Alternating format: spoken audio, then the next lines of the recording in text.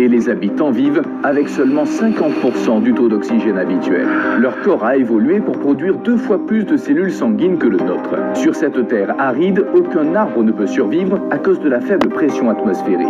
Cette ville des Andes péruviennes culmine même à 300 mètres au-dessus du Mont Blanc, le plus haut sommet européen dans les Alpes. Loin du monde moderne, le crime et le danger y demeurent quand même dans les parages. Les gens viennent dans ces terres hostiles pour une seule raison, l'or. Environ 50 000 personnes se sont installées ici parmi des tas d'ordures, rêvant toutes de richesse. Nous sommes en route pour découvrir cette vie dans la population vivant le plus en altitude au monde.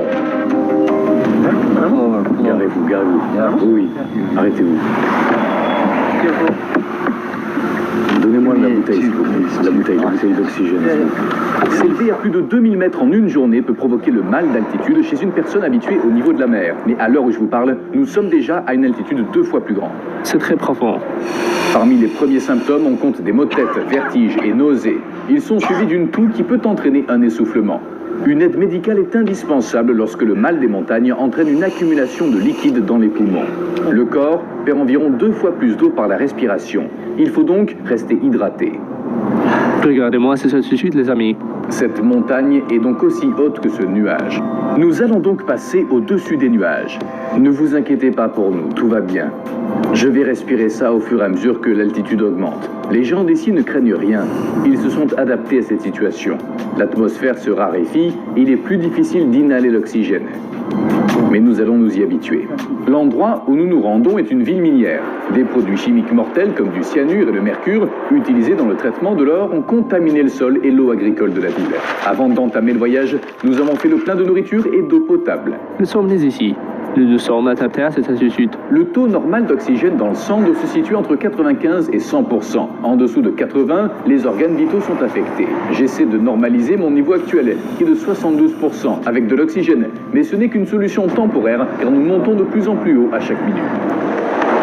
La ville est littéralement entourée de tonnes de déchets qui s'étendent sur des kilomètres. La nature a cédé la place à des tas d'ordures. Dès notre arrivée, une odeur nauséabonde m'envahit soudainement. Nous sommes à notre hôtel à la Rinconada. Notre guide installe la bouteille d'oxygène. Comment s'appelle cet hôtel? Cielo, ça veut dire ciel. Utilisez d'abord la bouteille d'oxygène pendant 5 minutes. Puis faites une petite pause et recommencez pendant 5 minutes. Vous aurez besoin de temps, d'un peu de repos pour adapter votre corps à cette altitude. Quand je suis sorti de la voiture, j'ai eu des vertiges, comme si j'allais tomber. C'est tout à fait normal. Les crimes, en particulier les agressions à l'arme blanche et les vols, sont assez fréquents ici, car les habitants gardent généralement leur argent liquide et leur or sur eux, étant donné qu'il n'y a pas de banque. Nous serons donc accompagnés par 2 officiers de police pour notre sécurité. Ils sont sous couverture et nous suivrons partout. Voilà. Marco nous emmène vers un stand de feuilles de coca. Il pense que c'est un remède pour le mal d'altitude, une tradition ici.